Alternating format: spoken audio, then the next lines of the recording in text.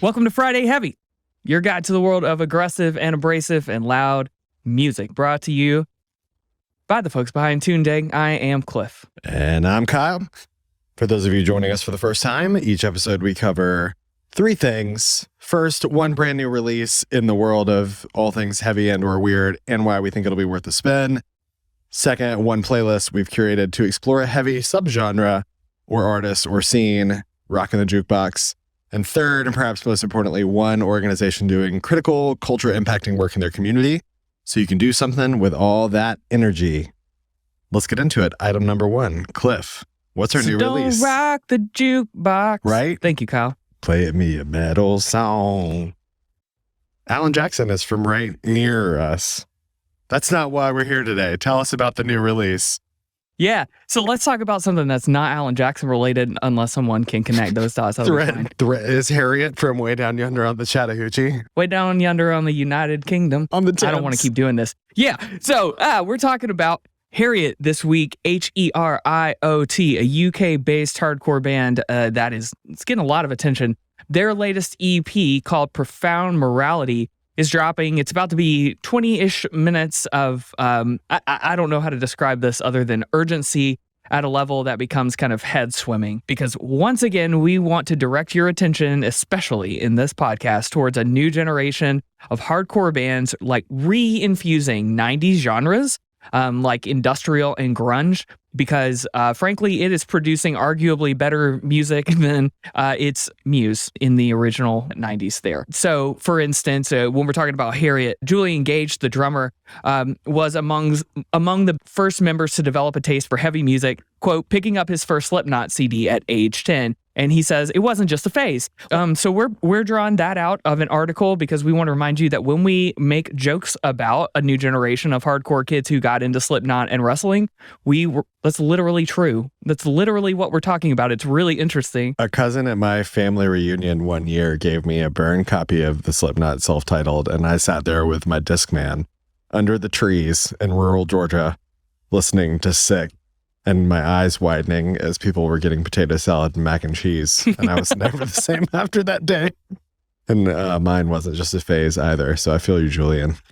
Slipknot is the silent backdrop of the family reunion. It's probably a pretty universal experience. People equal shit, even if they're related to me. But pair this kind of mild fascination we have with this kind of new subgenre, but pair that with another quote from the guitarist, Debbie Gao. She said in her old band, quote, we always had Chariot and Dillinger and Escape Plan in our heads. Hell yeah, automatic. I will listen to whatever this is. Let's go. Exactly. Mathematically, this is the correct thing for us to be talking about this week. That's for sure. So it kind of as if it were some kind of like reality riddle, there's a new release that leans into the better nature of Nine Inch Nails and Deftones, but sends the guitar through an HM2. So like, it's really impossible not to talk about this record. What did I text you? Because I'd never heard of this band. I was like, is this HM2 gaze? Yeah. Basically, like, if the answer will get you to listen to it more, then the answer is yes. Even one single here from the band is a pretty good example. We'll usually throw 2 or 3 at you to kind of give you the breadth of what's happening on the record that we expect. But actually, instead of playing multiples this time around, we can just spin 2 parts, basically the first 30 seconds and the second 30 seconds of one of the singles, Coalescence. So the first 30 seconds is going to give you the kind of energy, tone, and aggression that shows up across these tracks.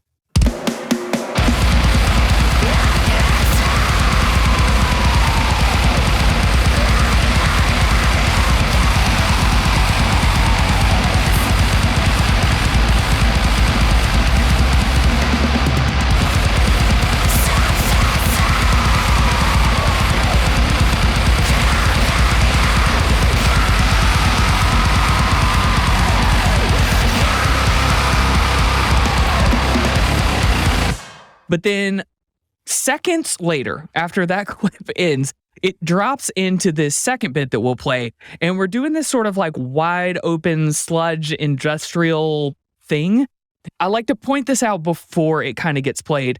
because this is really easy to hear as an interlude or just an instrumental break, and it can seem like really unthoughtful. It's really, really hard to do a musical interlude like this, especially this early in a song, when it's supposed to have this level of like energy.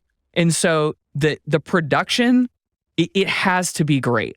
And so here's a really good example of what that actually sounds like when someone can use a quieter interlude to tune into the mood and keep things active, and it eventually starts to feel a little bit spatial. So check this out.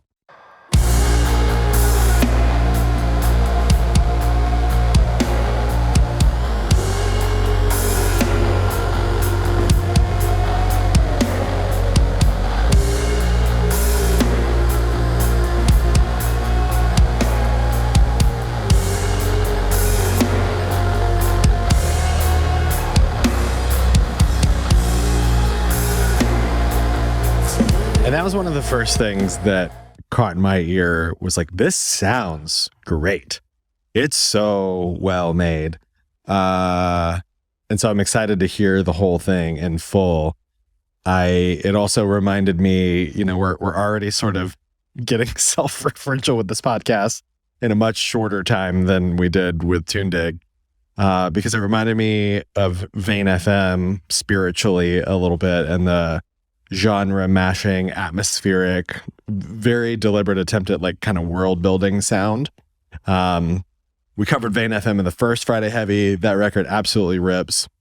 So as you're thinking about like next generation new metal, industrial, grunge, all of that stuff, Heriot is another great example. Check out the Vane FM episode for more on that phenomenon, and then come back around to Heriot and enjoy both of those records together. And hopefully, maybe at some point, we would see Vane and Heriot on a tour together. That would be sick.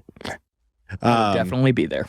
So check out the record again. It's called Profound Morality, out today on Church Road Records. Go give it a listen however you want. And then if you dig it to any degree, send Heriot your money by going to a show, by copping merch, or just straight up DM them on IG and be like, what's your Venmo? And send them money directly. Get money in their pocket. Keep these bands in the studio and on the road, because great things are happening in the scene. And Heriot is a band that we want to see a lot more from in the future. Hell yeah. And one little punch note towards that bit about just giving bands your money. I saw a tweet earlier today, and I'm going to paraphrase it, but it'll get the point across. It was just like, look, remember, rent is hurting artists right now. Yep. Okay? A lot of the people who are in bands that you love need rent money. Send them money. And or practice space money. Yeah, that too. Right on. So, all right, Kyle, you built another killer playlist, and I'm usually stoked about these, but this one's a whole ass mood. So what are we going to do this week? I just called it Void, and the thesis is it's not sad goth, it's mad goth. or hell prom. I don't know. Take your pick.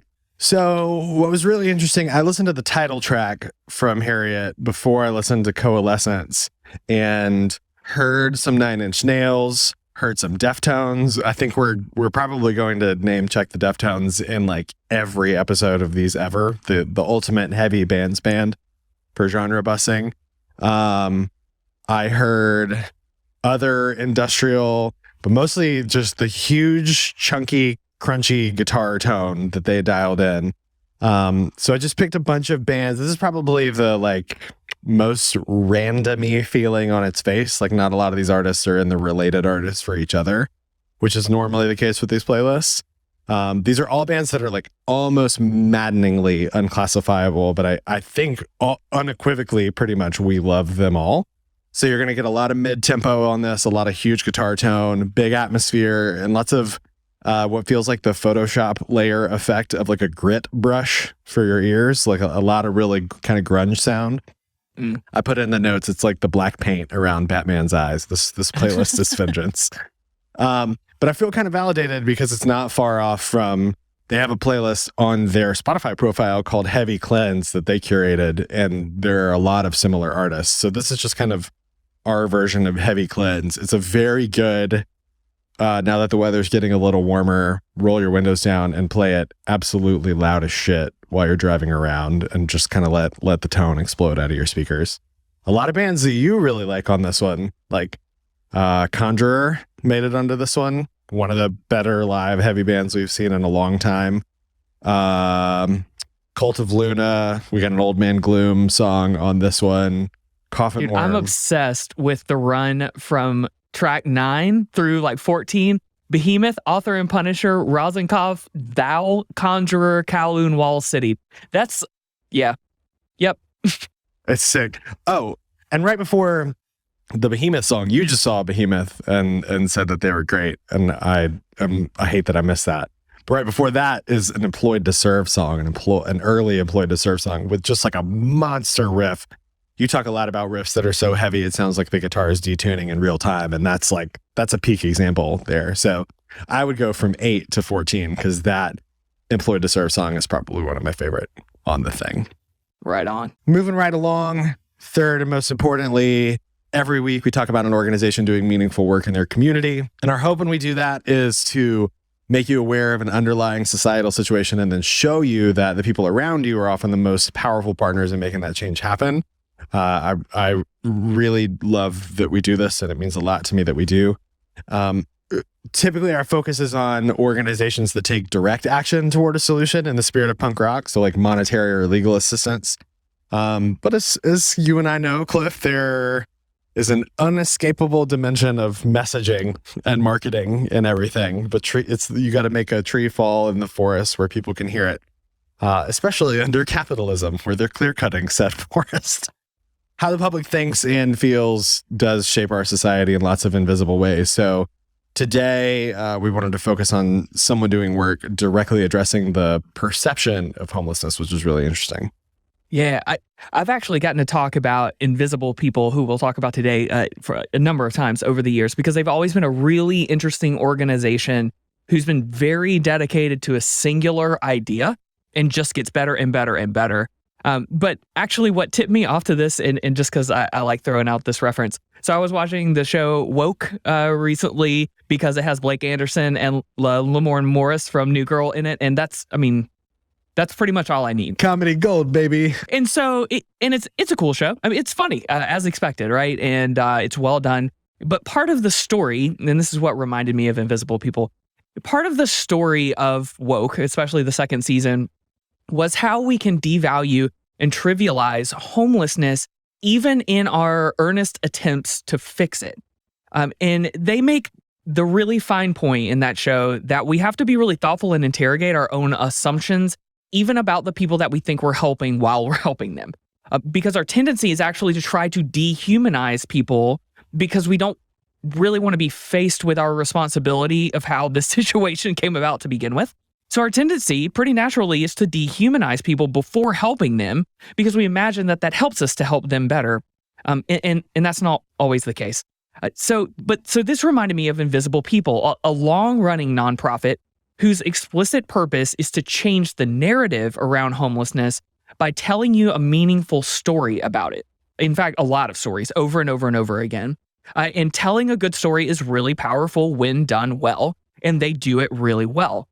So they've been around since 2008, primarily using video. Like if you'll recall the USB flip camera little phenomenon. So about that time frame is when this started picking up, and really pushing into a YouTube channel, which now has over 1 million subscribers. So Invisible People has been sharing more or less the authentic interviews with and the stories of people who are experiencing homelessness.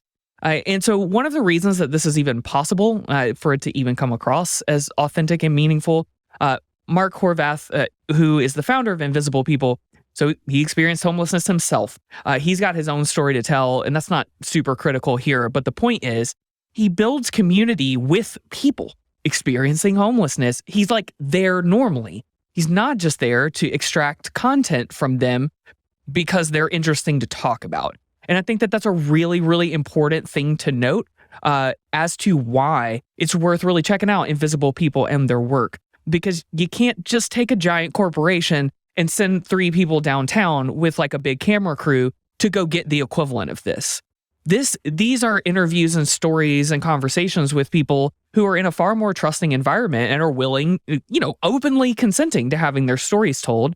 And on top of it, this has been going on for so long that you're able to see some stories of people moving in and out of homelessness, right? People getting homes, people getting jobs, and people experiencing that in the real and human way that we know that they do, but that it is easy to forget about because it's really intense. And so Invisible People's About page actually starts with the quote, "There is a direct correlation between what the general public perceives about homelessness and how it affects policy change." And so that's why this work is worth noticing, because you won't make it far into watching any of these videos without realizing that homelessness is like a few simple misfortunes away for basically everybody. Okay? Like catastrophic medical incidents, like singular ones, can demolish generations of wealth here. Okay? And I know people are probably like, yeah, like nodding along. We understand the system is broken, but like it's really important to remember all the ways that it affects everyone around you and you. And so not only are you closer to experiencing that than maybe you've realized, but many, many more people than you realize that you do know, have spent days and weeks in their car and have had to do so with children and people that they love and that they care for. And a lot of times, because it's not easy to talk about it, you may not have ever heard anything. So it's important to bring yourself back around. And that's why the messaging of Invisible People is really powerful and important, because it will help you remember how you're connected to all these people. I really appreciate you bringing this organization to my attention. I'm moved by the work that they do after spending a little bit of time with it. And by that same token, I would encourage anyone listening to do the same thing and go spend some time with their work at invisiblepeople.tv. You click Get Involved, and it offers you a simple and direct path for making change happen in your community. But whether or not you ultimately get involved, we hope that you'll spread the word. And we definitely hope it makes you see those experiencing homelessness in a different light, perhaps most importantly of all, and begin to notice how deeply, deeply troubling it is that we allow people to live like this when we literally have more than enough, way more than enough in our society to go around and meet basic needs. All of these people are human beings worthy of dignity and respect. And we hope that this will be a light in your eye and that you will share that light with others. So with that, Cliff, anything else before we depart? Nah, just be nice to the next person who asks you for money. You don't have to give them money if that's not right for you, but be nice to them and then get out of there.